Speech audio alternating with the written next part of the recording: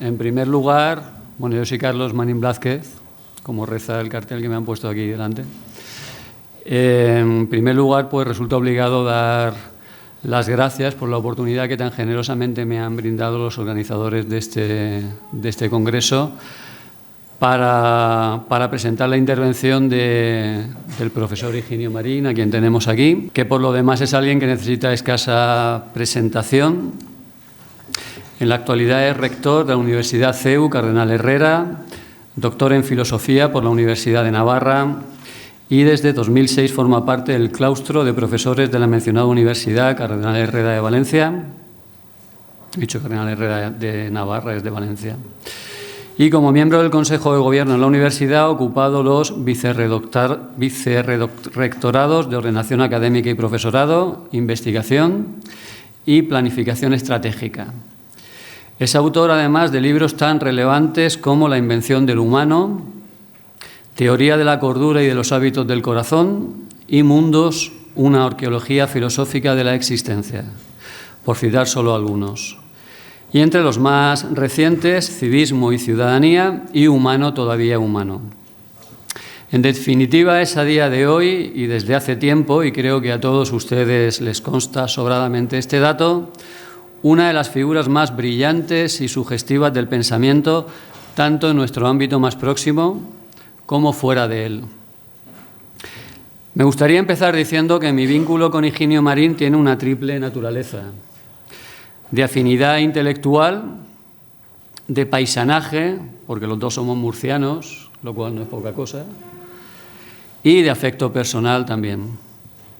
Entenderán ustedes, por tanto, el motivo de mi alegría. El hecho de estar hoy aquí me da la oportunidad de manifestar en público la deuda inmensa que desde hace años he contraído con su obra.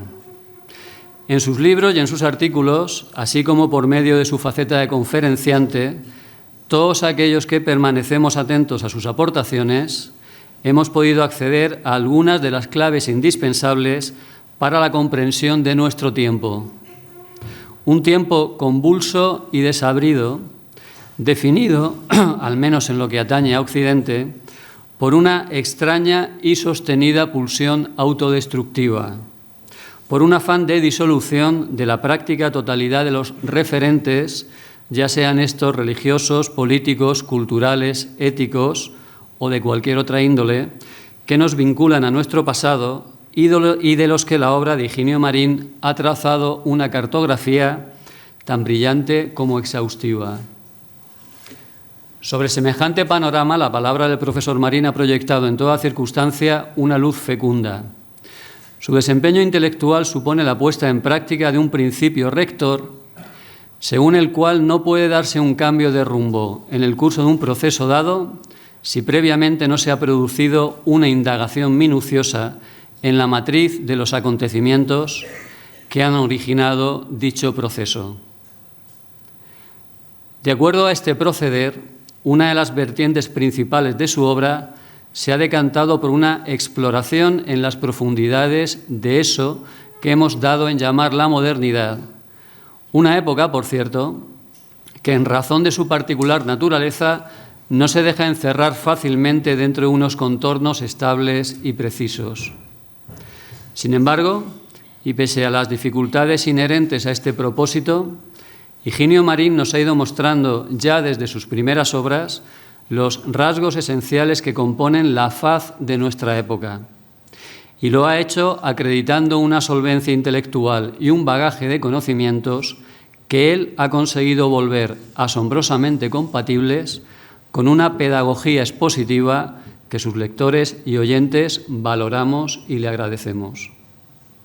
Me gustaría detenerme ahora en uno de esos rasgos diseccionados por quien es hoy nuestro ponente. Se trata de aquel que determina que a partir de la extensión del protestantismo, el modo de pensamiento que se ha impuesto en la modernidad es de naturaleza dialéctica. Ello ha tenido repercusiones decisivas tanto para la historia de las ideas como para el devenir de nuestras sociedades, pues en el terreno de la confrontación intelectual y política ha acarreado el triunfo de la oposición entre contrarios irreconciliables y, en consecuencia, el descarte de una vía de síntesis en tanto alternativa posible a esta polarización excluyente. Nos hallamos, como resulta sencillo deducir, ante un hecho que se compadece a la perfección con el clima altamente ideologizado que desde la Revolución Francesa caracteriza la época moderna. El iluminismo revolucionario, su ansia adanista por inaugurar una era en proyección siempre hacia un mañana preñado de promesas deslumbrantes, se afirma primeramente en la negación sistemática de lo dado. Y es justo en este punto donde mi intervención quisiera enlazar con el tema que nos ha convocado aquí. En el curso de la dialéctica a la que acabo de referirme, lo que ha acontecido es que determinadas nociones, precisamente aquellas que mejor aciertan a designar el espíritu de ruptura que define el presente, han asumido un prestigio incontestable a costa de la radical desvalorización de sus opuestos. La batalla se ha planteado en el terreno del lenguaje antes que en cualquier otro. Y así, en el antagonismo entre progresistas y conservadores, el mismo que al menos nominalmente sigue vertebrando a fecha de hoy buena parte del escenario político, han sido siempre los primeros, o sea, los progresistas, quienes han partido con ventaja. Avezados en el manejo de la propaganda y en la explotación del amplio elenco de recursos que las diversas formas de ingeniería social han puesto a su alcance, los progresistas han establecido las reglas de este juego de contrarios y, al hacerlo, han acertado a presentarse a sí mismos como la vanguardia activa de una humanidad en marcha hacia su emancipación inminente. Raza de elegidos, así podrían autoproclamarse, ellos pasan por ser los portadores de la llama del futuro, los apóstoles de la razón transformadora, los paladines teóricos de un igualitarismo a ultranza, o, más recientemente, los ángeles custodios de la primacía moral de la víctima microidentitaria. No importa que ni sus métodos ni sus logros se hayan correspondido siempre con las inmaculadas premisas de las que decían partir. Lo que importa es el éxito de un artefacto retórico y de un imaginario mítico que, como consecuencia de sus efectos distorsionadores sobre la psicología de las masas, han conseguido que ahora mismo, para millones de europeos, resulte imposible concebir la existencia, ya sea pública o privada, dentro de un marco de pensamiento distinto del que dictan aquellos a los que Russell Ronald Reno identificaba hace unas semanas en un brillante artículo aparecido en el Debate de las Ideas como los integrantes del Partido del Cambio. Desde ese lado correcto de la historia que se han arrogado, el progresismo ha decretado la expulsión del espacio público de cualquier iniciativa que se atreva a cuestionar su visión del mundo. Su proyecto, en sospechosa concomitancia con ciertas prácticas totalitarias, ha asumido una impronta moralista que ha aniquilado la esfera de la política y, tras desentenderse de los problemas reales de la sociedad, ha diseminado por el orbe a toda una dicharachera tropa de gendarmes de la corrección que, henchidos de hiperlegitimidad democrática, exhiben una portentosa incontinencia verbal en su empeño de escarnecer y difamar al discrepante. En este contexto, el conservadurismo ha sido uno de los grandes elementos a combatir. A medida que la dialéctica de la exclusión adquiría tintes cada vez más feroces, el progresismo ha orientado su discurso hacia la caricatura deshumanizadora del adversario. Bajo ese prisma simplificador, los conservadores aparecen ahora mismo, ante los ojos de gran parte de la sociedad, como el resultado de una confluencia de energías oscurantistas, defensores de los privilegios heredados y peligrosos vindicadores de un pasado del que, de forma deliberada, una y otra vez se resaltan en exclusiva sus tonalidades más tenebrosas. Pues bien, para salir de ese marco mental único al que me he referido, para poder formarnos una noción cabal de qué supone hoy ser conservador y apreciar el potencial altamente contestatario, diría incluso que subversivo, que alberga el conservadurismo con respecto al orden ahora mismo hegemónico en buena parte del mundo, pocas voces más esclarecidas que la de Higinio Marín. Su obra, más allá de su dimensión arqueológica, aunque asentada de manera muy firme en ella, nos brinda, entre otros, dos aportes esenciales. El primero es que, en contra de ese inmovilismo estéril en el que sus detractores pretenden fosilizarlo, el verdadero impulso de conservación, en un sentido aristotélico, supone la síntesis más ajustada entre la necesidad de cambio, que es consustancial al cumplimiento de las expectativas humanas, y el anhelo de permanencia que late bajo la piel de un mundo desquiciado por el vértigo de la aceleración. El segundo de esos aportes apunta hacia una recuperación de la práctica de las virtudes intrínsecamente humanas y, en especial, del cuidado del otro y de lo otro, como actualización de la pietas clásica y modo de desembarazarnos de la hibris contemporánea que, amplificada por la euforia de un progreso carente de límites morales, infecta a nuestras sociedades y compromete el futuro de la humanidad misma. Pero ya es el momento de ceder la palabra a quien sabe hacer de ella una herramienta para la búsqueda insobornable de la verdad. Gracias, Higinio, por el fruto ya muy sustancioso de una vida dedicada a la reflexión acerca del momento histórico que nos ha tocado vivir.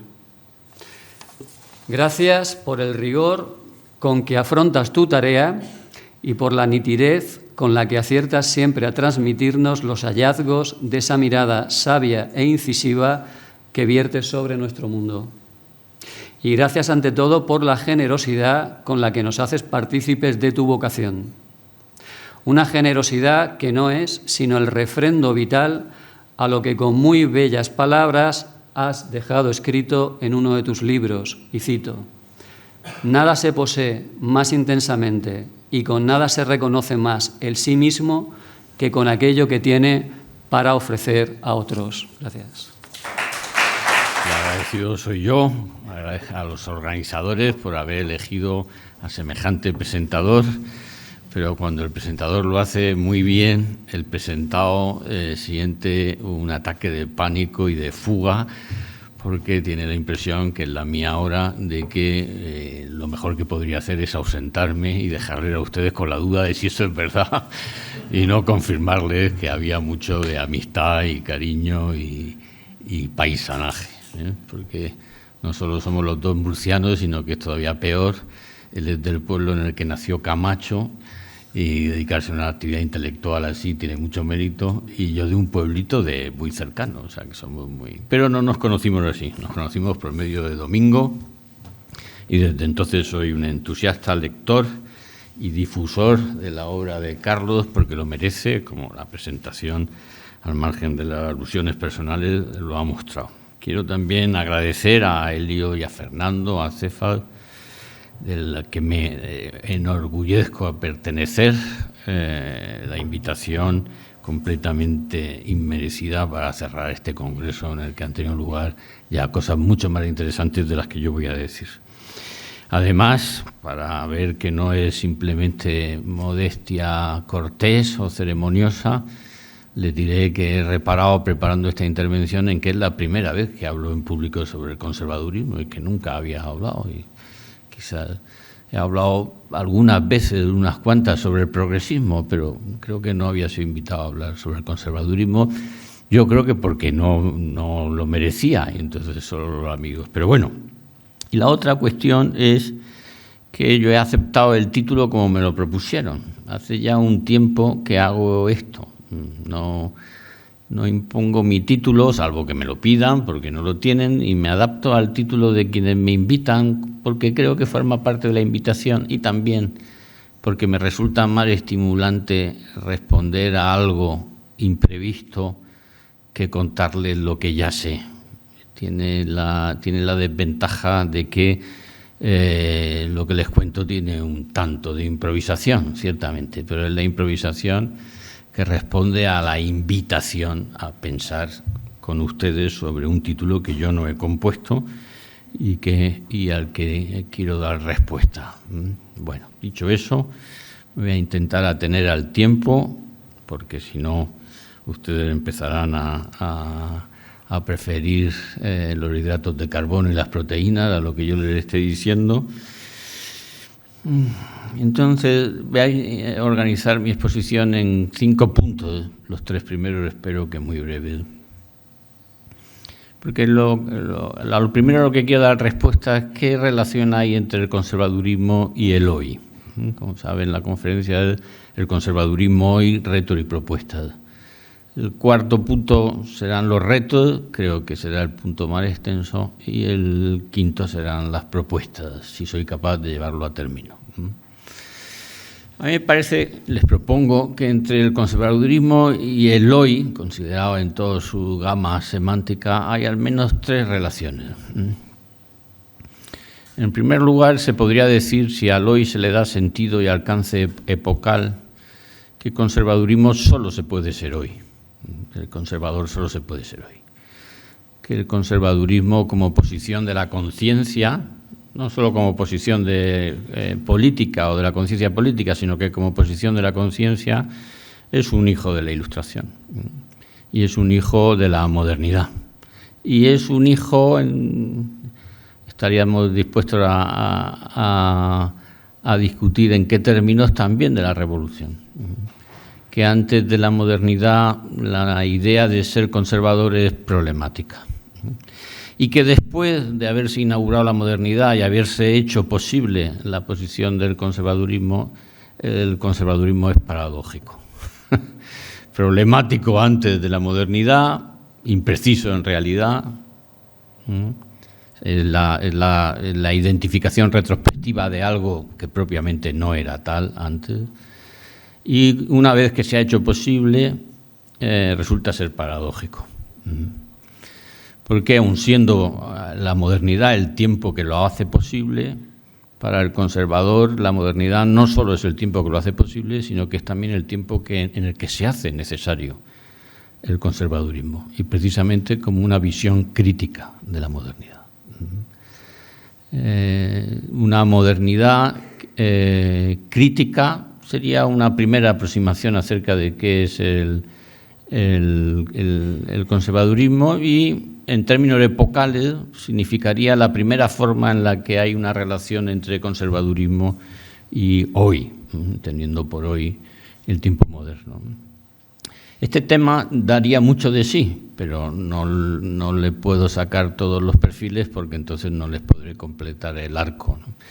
Pero está claro que es una posición moderna, me parece a mí, está claro, les propongo que tenemos que pensarla como una posición moderna, y una posición moderna distinta de otras.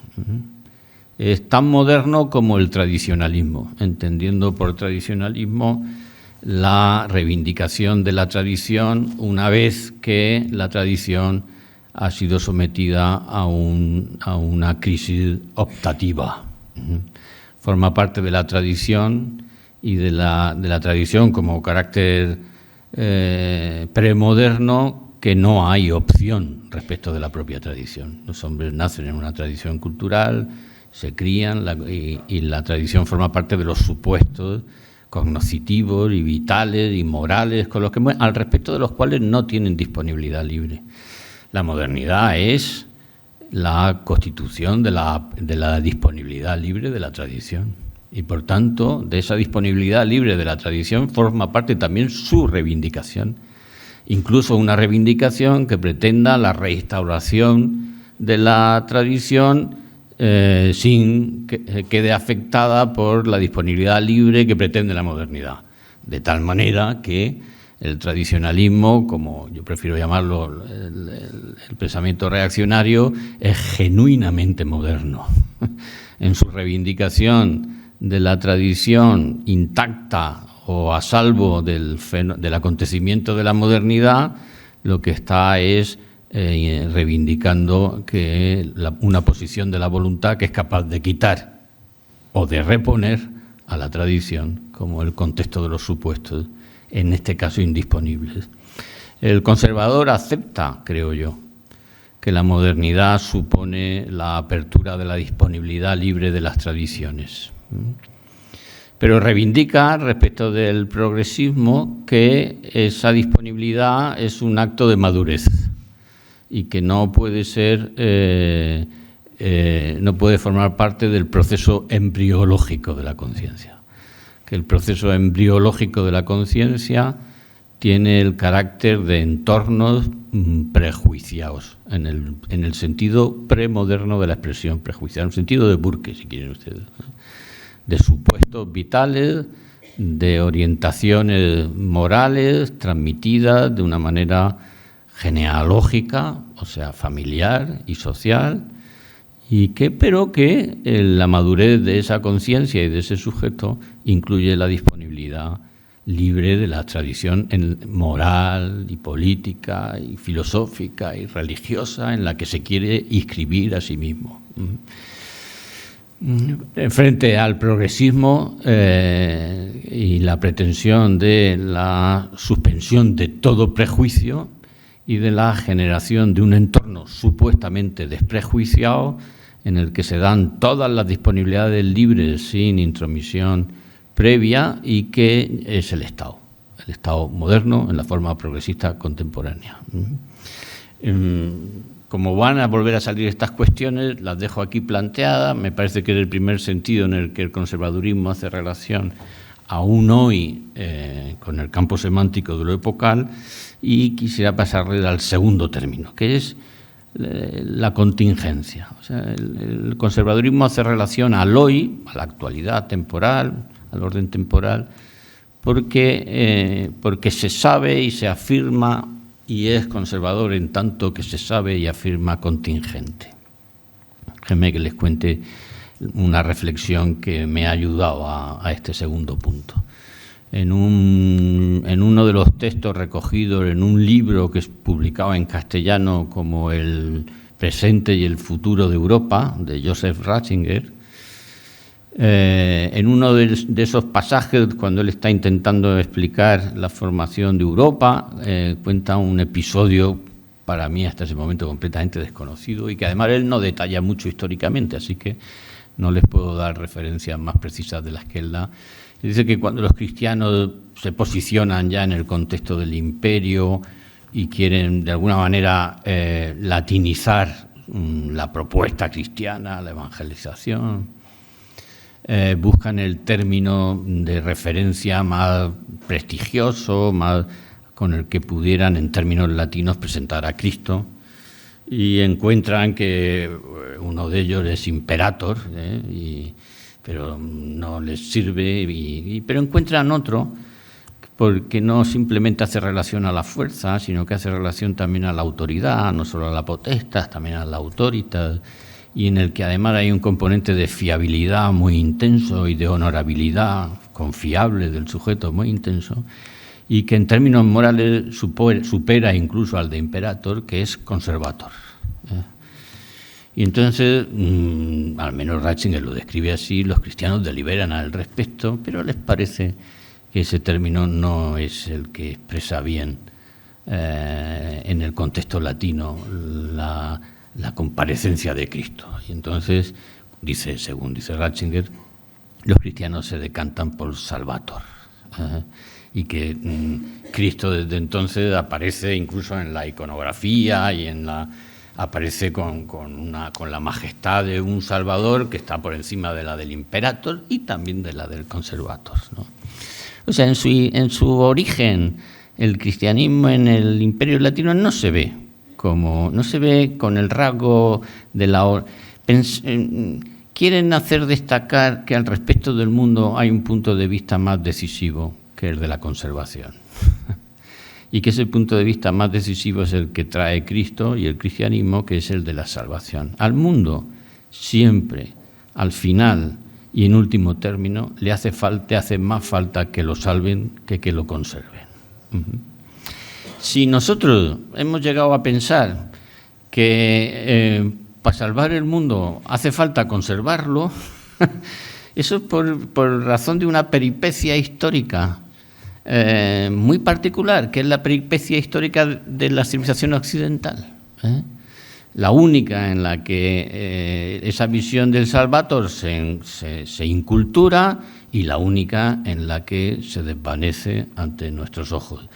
Es probable que ninguno de ustedes y yo reconociéramos la condición de conservador pues en la China contemporánea o en la Amazonía así que el conservadurismo tiene una razón de pertinencia, que es una razón que incluye la contingencia histórica de un avatar histórico, sin el cual y sin cuyo conocimiento la autoconciencia conservadora, a mi juicio, resulta indigente de su propia justificación, indigente de su propia. Y este asunto para mí es crucial. No quiero extenderme en este punto. Es crucial porque introduce en el conservadurismo un principio de modestia. Un principio de modestia que a mi juicio caracteriza al conservadurismo porque es la posición de la conciencia moderna, la posición también política de la conciencia moderna, que renuncia, que repudia ser transformada en ideología. Porque tiene como definición de su posición la posición relativa que tiene al respecto de los procesos históricos que habita con la forma de el hoy. Y por tanto, no es que carezca de un cuerpo doctrinal, es que repudia la elevación del propio punto de vista y de la propia posición de la conciencia a una sistemática supuestamente autosuficiente y autojustificativa de esa posición, que sería una ideología. O sea, sería la forma de la conciencia moderna que repudia su transformación en ideológica. Y esto me parece que es muy típico del conservadurismo. Es muy típico del conservadurismo que no acepta el racionalismo ilustrado. Es una posición ilustrada, crítica con la propia ilustración. Acepta la modernidad que supone la racionalización de los procesos y al mismo tiempo no puede asumir la idea de que la razón se principia a sí misma con suficiencia y autonomía, como propone Descartes y como luego se va a referir en todo asunto. La razón tiene una raigambre vital, que es la que la encamina y la endereza, y esa raigambre vital, luego la llamaré de otra manera, pero ahora, y para no tener que explicarla, consiste en los prejuicios culturales que contiene la tradición, que se transmite mediante la socialización primaria, mediante la forma de socialización. Este elemento es, si me permiten, una apreciación de naturaleza personal, todas son apreciaciones de naturaleza personal, pero esta es la que yo creo que más me seduce del conservadurismo. Su renuncia a expresarse y objetivarse en la pretendida suficiencia de las ideologías. Porque en el fondo conserva la idea de que al respecto del mundo hay un punto de vista más definitivo que el propio. Y mantener que entre conservador y salvator no hay una relación de identidad. Y mantener que al respecto del mundo hay un punto de vista más definitivo que el propio, que uno mismo puede tener asumido, pero que el propio como conservador, significa que renuncia a las pretensiones que toda ideología tiene insita, que la penetra y la impulsa, de convertirse en religión. Y en ese sentido, esa modestia conservadora es lo que le pone a salvo de un dilema que a mi juicio acompaña a la humanidad desde el principio y hasta el final, que es o encontrar al Dios verdadero o caer en la idolatría. El conservador a lo mejor no encuentra al Dios verdadero, pero tiene el sentido común suficiente para no caer en la idolatría, de su propio punto de vista, elevando la condición de ideología autosuficiente.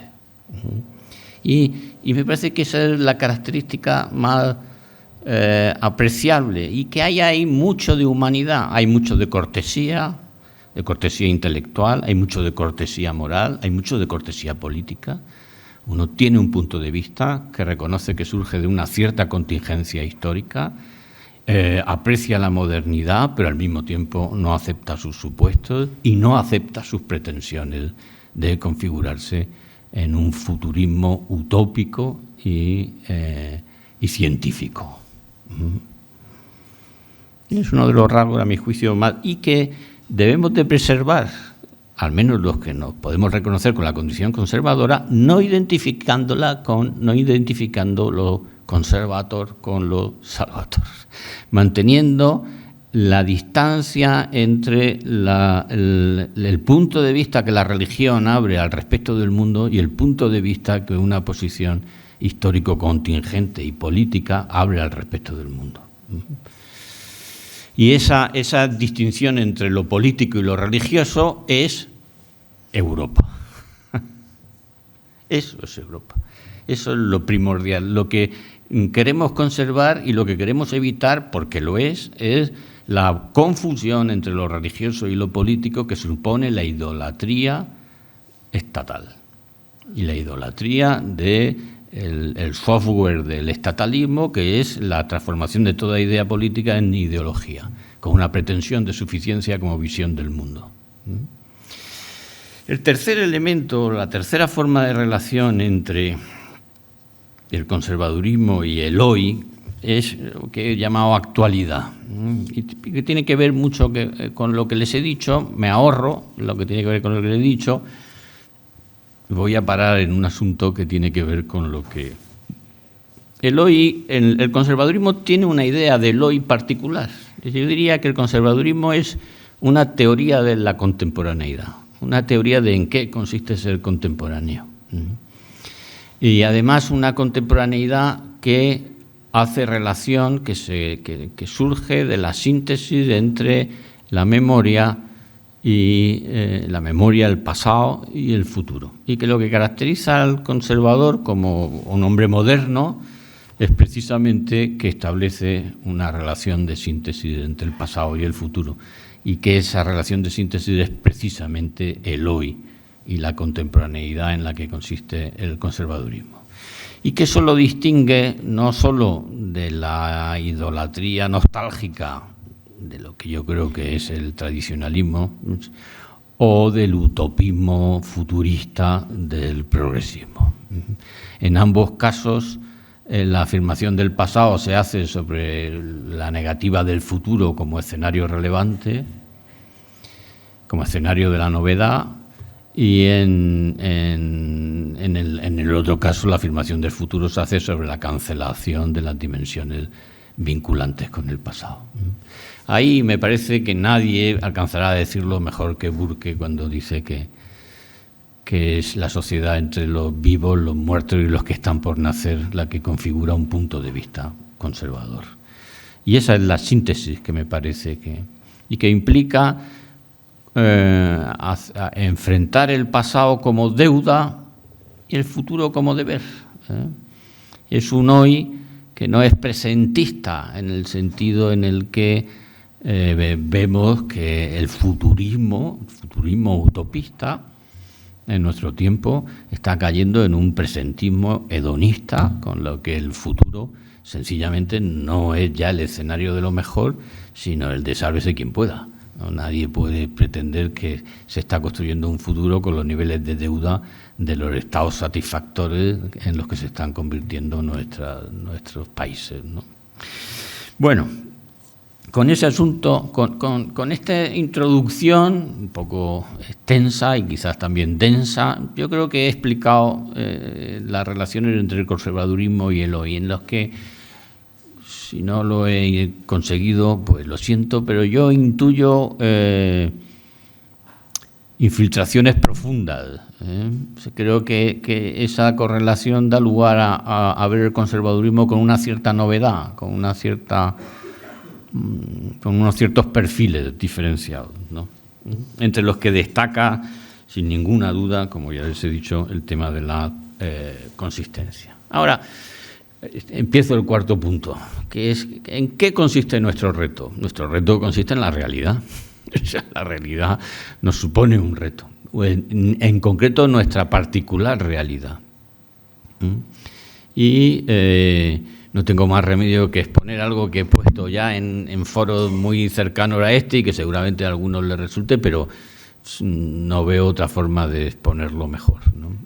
Me parece que la revolución, en general la modernidad, pero la revolución se puede escribir de muchas maneras y nombrar de muchas maneras, y todas ellas me parecen oportunas, pero yo prefiero esta porque me parece que la resume y la justifica.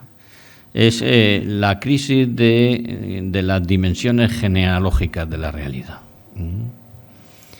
Eso no solo era fácil, sino que en cierto modo hasta era oportuno, cuando el sistema de vida estaba organizado con la estructura del antiguo régimen. La estructura del antiguo régimen, inercialmente, casi cristalizadamente, pero están presentes los principios configurantes de la existencia del hombre antiguo, y además cuya memoria y cuyos orígenes se nos pierden. La identidad de los sujetos en la sociedad de la antigua, incluso en las paleolíticas, lo sabemos con toda certeza, se establece mediante el vínculo de la filiación. Y la filiación define al sujeto y lo define y lo colma, por así decir. Al respecto de un sujeto en el mundo antiguo no cabe esperar otra cosa que lo que su condición filial anuncia. Y como no cabe esperar otra cosa al respecto de él que lo que su condición filial anuncia, eso que anuncia su condición filial se convierte en destinal, tiene la fuerza del destino. El pasado configura la realidad social cuando en el pasado genealógico de cada sujeto están inscritos los decursos posibles que cabe esperar de su existencia. Y cuando al sujeto le define mucho más que su biografía, su genealogía. Es más, no hay noción de qué significa biografía. Cuando 2 de los 4 evangelios nos presentan a Cristo con su genealogía, nos lo están presentando como uno se presenta en el mundo antiguo. Y es esa genealogía, y precisamente la de Cristo, en la que anuncia lo que cabe esperar de él, que es precisamente por la entidad particular de lo que cabe esperar de él, la que da lugar a la aparición de una dimensión biográfica que es al menos tan novedosa y tan centrípeta como la genealógica, ¿no? Bueno, entonces, en ese orden social, el oficio se hereda del padre, la posición social se hereda del padre, el matrimonio le sobreviene a uno, al menos por el consentimiento paterno. Lo peor que le puede pasar a uno en la vida es no tener padre, o sea, que tu madre no sepa decir quién es el padre de sus hijos. En castellano se dice con un término que no voy a reproducir, pero en fin, es hijo de mujer que no sabe quiénes son los padres. Pues ya está, pues ya lo saben ustedes. En ese contexto no es algo que el cristianismo pueda conservar. Es algo con lo que el cristianismo entra en colisión. ¿Por qué? Porque la salvación coge a uno y deja a otro. La salvación, aunque nunca es estrictamente solitaria, sin embargo, tiene como sujeto de imputabilidad, por así decir, al que va a comparecer en el juicio, y ese es el individuo, sujeto individual. Y la noción de individualidad, como una especie de primicia capaz de dar a luz novedades, entre las que está la autodestinación, surge a mi juicio como una idea crucial del cristianismo, que tiene como soporte metafísico la idea de persona y el conjunto de la constelación de valor. Y entonces empiezan a aparecer formas de vida que uno no hereda de su padre y que además no hay ningún pasado que te legitime para asumirlas, y son formas de vida centrales y ejemplares y estructurales del orden social, y sin embargo surgen de una autodeterminación libre y futuriza, porque se vislumbra esa forma de vida no mediante una destinación parental, sino mediante una vocación interior. Y aparecen las formas de vida religiosas. A mi juicio, las formas de vida religiosas son la forma del proto-ciudadano europeo. Esa forma, esa vindicación de la condición individual y, por tanto, de la biografía como el entorno, y aparece la novela moderna, y Trento dice que para casarse no hace falta el consentimiento paterno, 1565, y empiezan y en 1590 y tanto Shakespeare escribe Romeo y Julieta, o que la obra que uno hace no es el simple cúmulo de una tradición precedente de maestros, y entonces hay unos cuantos sujetos que se emancipan de sus gremios y que quieren que su obra tenga una identidad intelectual como expresión. Y igual que los artistas se emancipan de sus gremios, desde el humanismo se lanza una crítica a la escolástica, porque tienen una figura que oponer a la del comentador escolástico, que es la cima de la estructura del saber escolástico, que es el autor. O sea, una individualidad de naturaleza subjetiva y que es capaz de alumbrar novedades. Y eso, a mi juicio, es inculturación cristiana. Y entonces es muy difícil que en una sociedad así la primacía de lo político esté sostenida por linajes, por sujetos genealógicos. Y el choque entre una cosa y la otra, en una variante que no es sintética, sino dialéctica, se llama revolución. Y precisamente con esa misma impulso interior, pero ahora ya con un momento dialéctico, porque entre todo lo que les he contado y la revolución, media Lutero y media Descartes, pero con esa estructura dialéctica, la ciudadanía del nuevo Estado europeo nace a partir de un repudio explícito de todo antecedente que tenga relevancia condicionante. Y una vez que la ciudadanía, o sea, que no hay antecedente que distinga al duque del siervo, al varón de tal, y entonces, una vez que la ciudadanía se ha constituido con el explícito repudio de que no hay antecedente que tenga relevancia condicionante, que todo antecedente condicionante tiene que ser sustituido, la dinámica de los tiempos modernos, la dinámica de la modernidad se pone en marcha. Y se pone en marcha acumulando episodios uno tras otro. El último viene en esta saga, creo que viene posibilitado por Darwin, que nos descubre que nuestra corporalidad, en tanto que mamífera y en tanto que con las características de los animales mamíferos, o sea, sexuada, es un antecedente condicionante. Y por tanto, la última playa de esa secuencia de modernidad emancipatoria de los antecedentes condicionantes consiste en decir que no ya la gramática que nos impone el forcer entre él y ella, que podemos romper con el elle, sino la propia corporalidad en su condición sexual es un flujo pendiente de la autodeterminación libre de un sujeto que, en tanto que ejerce su autodeterminación libre, está suspendiendo el carácter antecedente y condicionante que tiene el hecho de ser mamífero.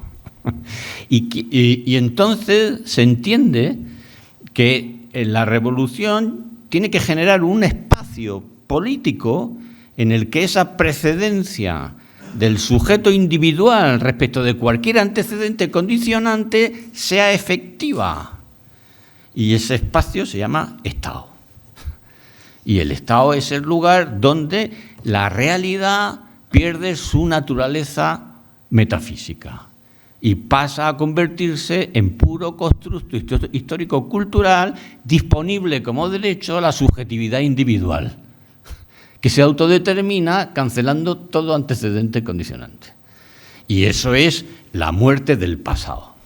Y, por tanto, el alumbramiento de un futuro inédito, insólito, salvífico.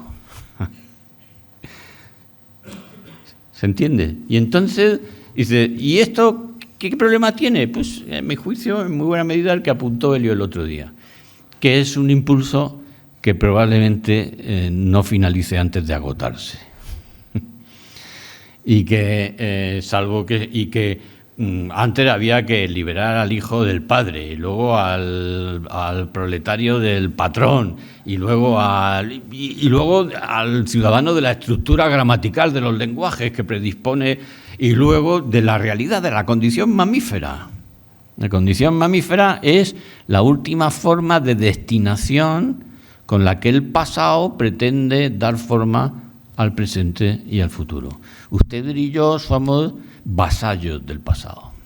Y esa es la forma con la que comparecemos como conservadores ante el progresismo rutilante y salvífico. Usted y yo, por el simple hecho de no encontrar problemático, sino más bien gozoso el hecho de ser varón y mujer desde nuestro nacimiento, sin duda que nos haya alterado la conciencia al respecto, no somos más que conciencias avasalladas. No menos vasallas que aquellas que lo eran del duque o del señor, con un señorío todavía más ontológico. La ontología es la forma del pensamiento de la conciencia vasalla, porque cree que hay algo que tiene el carácter de antecedente condicionante.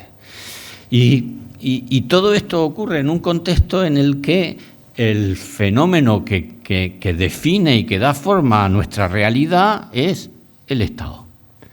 Esta es una de las...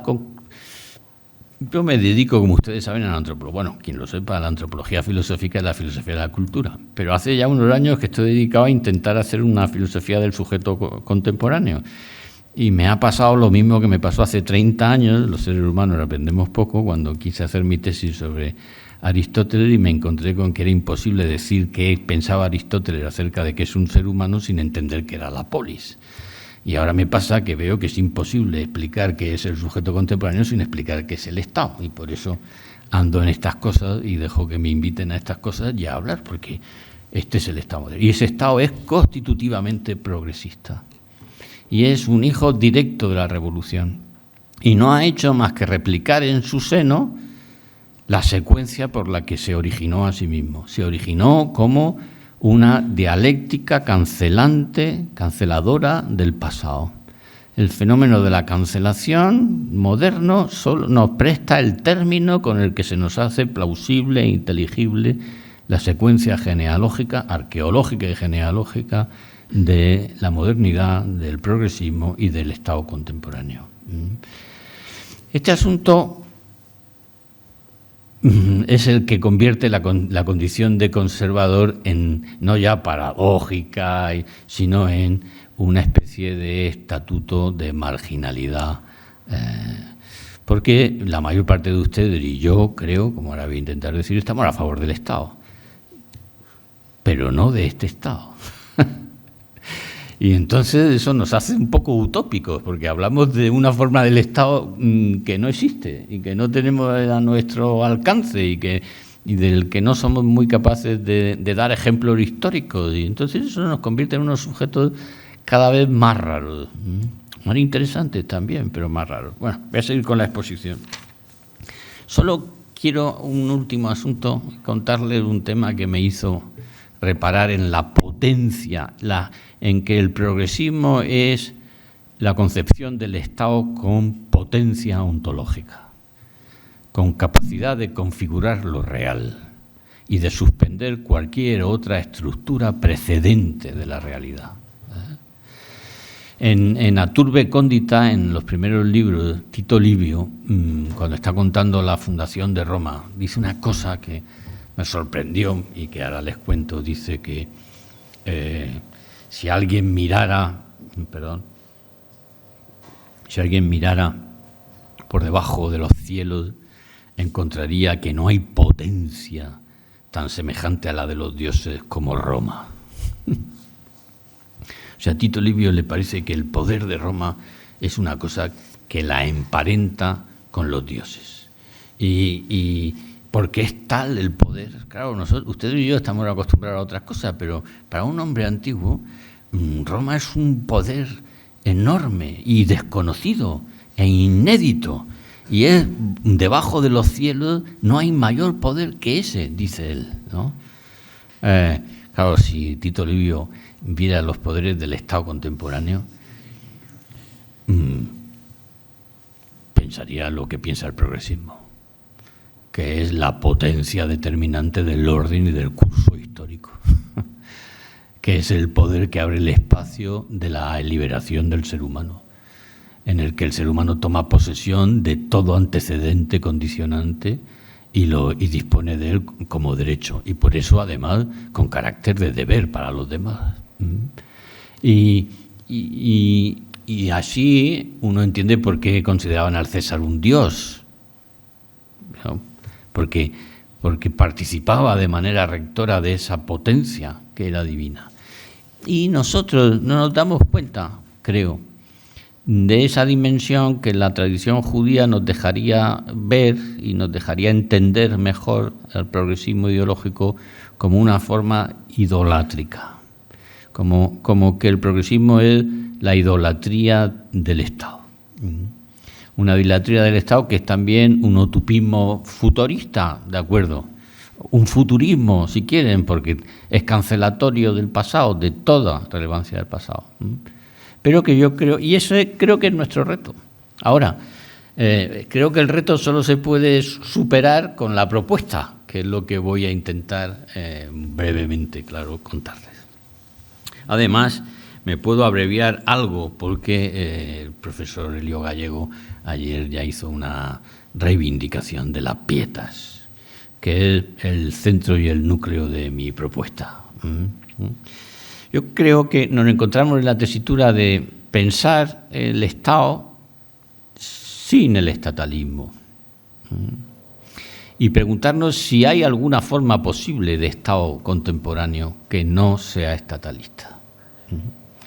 Y creo que también debemos y podemos pensar la nación sin el nacionalismo, porque me parece que, como ustedes saben y como los historiadores nos han enseñado, a mi juicio el nacionalismo es un segregado del Estado moderno. La nación, la idea misma de nación es un segregado del Estado moderno, pero en su carácter de moderno eso comparece en el nacionalismo como posición de la conciencia política. Y también creo que tenemos que intentar pensar lo social sin el socialismo. Esto me recuerda a un compañero mío que cuando estábamos haciendo la tesis, estábamos en mesa investigando, entonces se me acercó y me dijo: ¿te das cuenta de que todos los ismos son pecados? Y empezó comunismo, socialismo. Dijo, bueno, si cristianismo, dice, siempre hay una excepción. Bueno, pues eso. Y también, por especificar un poco, creo que tenemos que aprender a pensar el pasado sin una nostalgia fetichizante. El mundo antiguo tenía enormes noblezas y grandezas, pero en muchos aspectos no había hecho justicia a la condición humana. Y la condición de modernidad no solo es una contingencia histórica que uno puede sobrellevar con paciencia, es también unos alumbramientos irrenunciables. Es verdad que todos ellos se desquician cuando se introducen en una lógica dialectizante, pero eso es conservar. Y también pensar el futuro sin el utopismo idolátrico con el que figura en nuestra época y en nuestro sistema cultural. Ahora, a mí no me parece que lo difícil sea esta operación intelectual. O sea, no me parece que lo difícil sea la creatividad intelectual que esto que les acabo de decir requiere. Porque creo que ahí no es donde se dan los pensadores, en fin, los buenos pensadores, solo dan argumentos para que los utilicen otros si los otros tienen la necesidad, pero no. Yo creo que el problema es un problema de creatividad vital. Y creo que además esto es muy conservador. Voy a intentar explicárselo. Creo que lo que hay que generar son modus vivendi, modos de vivir. Modos de vivir donde se den esas condiciones prejuiciosas de la existencia que encaminen a los sujetos hacia modus cognoscendis, hacia modos de ver la realidad y de pensarla, donde de una manera espontánea surgirán formas de ver el Estado sin estatalismo, formas de ver el... Y a lo que he llamado hasta ahora prejuicios, como creo que hay que pensar las cosas de manera contemporánea, y además incluso les he llamado de otra manera, que me parece más contemporánea, con un origen casi más clásico que ese, que es hábitos del corazón. Yo creo que los hábitos del corazón es una manera contemporánea de tematizar lo que Burke llama prejuicios. Y entonces, así visto, además, surge otra cosa que también mencionó el profesor Gallego ayer, y es que ser conservador depende de los hábitos del corazón. Lo que define a un conservador son los hábitos del corazón. Y es además lo que un conservador admite como definición de en qué consiste ser conservador. Mientras que ser progresista también depende de unos hábitos del corazón, pero se sublima pretendiendo que ser progresista responde a un sistema racional y concluyente de derivaciones y deducciones. Y entonces nosotros podemos hablar de que ser conservador tiene un origen y tiene un pathos, tiene una posición de la existencia desde la que se origina. Y esa posición de la existencia es la gratitud, que es precisamente la virtud de la síntesis, de declarar al mismo tiempo que esto que poseo no es mío y sin embargo lo es. Es mío en tanto que he recibido. El ingrato es siempre un ladrón, porque quiere hacer pasar como suyo lo que ha recibido. En el agradecimiento se declara simultáneamente la procedencia de lo que se tiene y, sin embargo, la propiedad.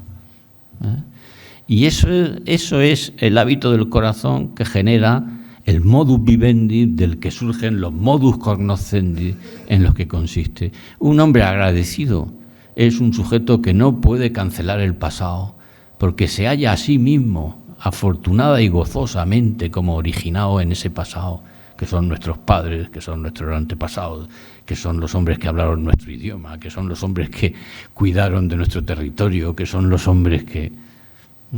Y entonces uno, sin darse cuenta y sin tener ningún afán mortuorio, resulta que está con los muertos y que acaba de poblar su presente con todos los muertos que le han antecedido, hasta los primeros pobladores del mundo, como dice Miguel Hernández. Dicen tu beso y el mío, porque en el sexo se congregan todos nuestros antepasados hasta los primeros pobladores del mundo. Y entonces el sexo se hace piedad, porque se hace y se convierte, se entiende, ¿verdad? ¿No? Y entonces se ve que esa es una manera moderna de hablar de la piedad, y que eso es la pietas, y que en la gratitud hay algo que en la pietas no había, porque en la pietas había una sujeción estricta al Padre. La pretensión freudiana de que la madurez implica un momento parricida está justificado en la literatura clásica porque el hijo no era nada hasta que muriera el padre. Y entonces, si uno conseguía adelantar la muerte del padre, pues a uno le sobrevenía y Macbeth, y claro, pero en la gratitud no es necesaria. Y entonces vemos que en la piedad contemporánea hay una ennoblecida y esclarecida conciencia de la filiación, que no está lastrada por la estructura del mundo antiguo. Y entonces uno puede ser moderno y al mismo tiempo no cancelar el vínculo hacia el pasado. Y es la gratitud. Y la verdad es que luego en la obra de Heidegger no lo encuentro, pero el día que dijo que pensar era agradecer, ese día estaba con nosotros. Pensar es agradecer. Claro, pensar es exactamente eso, aceptar que la estructura gramatical del lenguaje es relevante, que la historia de los términos y su etimología es relevante, que la de las instituciones es relevante, que una tradición que consiste en liquidarse a sí misma es un delirio,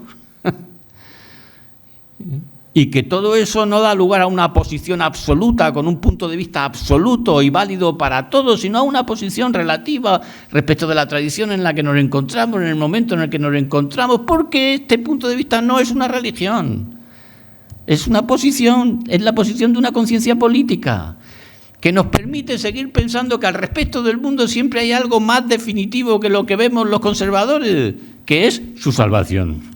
Y que precisamente ese Salvador nos deja simultanear los dos puntos de vista. Y entonces que nos hemos salvado de la diatriba judía entre el Dios verdadero y la idolatría. Y esa pulsión no idolátrica me parece que es constitutiva del conservadurismo. Y me parece que en esa negativa a cristalizarla en una ideología también se mantienen como conservadores y nos encontramos en el mismo punto con aquellos otros que no han descubierto al Dios verdadero, pero que tienen una veneración por el pasado, que saben no idolatrizar. Y como quiero hacerle alguna propuesta más, claro, miren ustedes, esto de hábito del corazón es prejuicio, digo sí, pero el autor al que a mí me parece que explica esta constelación de ideas que yo le estoy diciendo mejor, aunque es Battista Vico y su noción de sentido común. Creo que el conservadurismo se deja decantar y apetece ser decantado en el sentido común y no en una ideología. Y precisamente por eso creo que este momento nuestro es crítico, porque el progresismo contemporáneo lo que aspira era constituirse en un sentido común planetario, como yo creo adivinar en cosas tan delirantes como eso que llamamos la Agenda 2030 y la estructura misma de los derechos civiles al respecto de la autodeterminación de sexo y de todas estas cosas que les he estado mencionando. Déjenme que les diga una cosa que espero que les resulte tan sugerente como a mí, y ya acabo, que sé que están ya los hidratos de carbono reivindicando la condición de mamíferos que tenemos todos, y un conservador no la niega, o sea que... en su obra principal, Vico dice que hay 3 costumbres que son los principios generadores de la humanidad de las naciones. Y dice que son 3, y las detalla. Dice que la primera es la práctica de las sepulturas. Es fascinante lo de la práctica de las sepulturas. No tengo tiempo y no lo voy a decir, pero en la práctica de la sepultura no está solo el hábito de poner a salvo la exposición extrema e irreversible del cadáver y, por tanto, la compasión elemental, que, por cierto, bueno, está también la relación con la tierra en términos de apego y de reconocimiento. Patria es el lugar donde están enterrados los padres sobre cualquier otra cosa. Pero también de propiedad.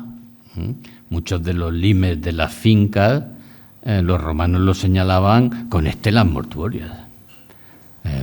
Aquello era infranqueable, y aquello señalaba la propiedad. Lo único no enajenable del patrimonio familiar en el derecho romano es el lugar del enterramiento de los antepasados. En la práctica de la sepultura somos probablemente la primera civilización que deja insepultos a sus muertos con carácter masivo. No, es difícil saber si en el más lejano paleolítico, pero desde luego desde que hay civilización no conocemos otra, ¿no? La segunda práctica, él dice que es la de los casamientos. Entonces yo creo que en términos contemporáneos eso se puede traducir: o el sujeto es capaz de promesas de naturaleza incondicional, o sencillamente el orden civil está puesto al socaire de la de la disolución de eso, o sea, de los principios de la humanidad. No se trata ahora de afirmar la indisolubilidad del matrimonio, que no es eso, ¿no? Es la plausibilidad social de que tiene sentido hacer promesas incondicionales, que eso es una boda. Si no hay eso, entonces está en precario el orden civil. Y el tercer asunto, él dice que son la práctica de cultos. O sea, por decirlo también, para concluir, de creer que por encima de la cabeza de uno hay algo, sea lo que sea, fuere lo que fuere, pero que el orden de la conciencia humana no es el último orden, aunque sea. Y yo creo que esas tres cosas permiten venerar sin idolatrar, y que saber venerar sin idolatrar es lo que abre el campo de la autoridad, del ascendiente, de las costumbres, de la tradición, de las instituciones. Y creo que en realidad el progresismo es la incapacidad de venerar sin idolatrar. Y que ser conservador significa reconocer que una cosa es adorar y otra venerar. Y que uno se equivoca si cree que las cosas venerables tienen el carácter de ídolo y son la última palabra. Perdón, esto ya lo digo y ya me van a ustedes que abuse, pero ¿qué les voy a decir? Esto es como lo de aquel que decía que venía a hablar de su libro. Yo lo que les he contado hoy le he intentado contar en 3 libros, además casi con la secuencia que se lo he contado. La emergencia del sujeto individual respecto de las dimensiones genealógicas de la realidad, lo he intentado contar en un libro que se llama La invención del humano. La necesidad de encontrar una síntesis entre el sujeto individual capaz de sobreponerse a las dimensiones genealógicas, pero que por propia autodeterminación se vuelve a ellas con gratitud y que eso está en las formas prejuiciadas o de los hábitos del corazón, lo intento explicar en otro libro que se llama Teoría de la cordura y de los hábitos del corazón. Y la estructura del mundo como lo habitable en esos términos a partir de los 3 principios de estos vickianos, pues en otro libro que también ha sido mencionado que se llama Mundus. No lo digo para que lo lean, lo digo para aliviarme el pesar que me pone el habérselo expuesto de una manera tan liviana y tan esquemática, y que ustedes, con toda justicia, me podrían decir, pero estas cosas que usted ha dicho hay que explicarlas mucho mejor. Digo, sí, yo lo he intentado. Hoy no tenía el tiempo ni era el lugar, pero yo lo he intentado y están ahí. Pues muchas gracias por su atención, ya es un placer.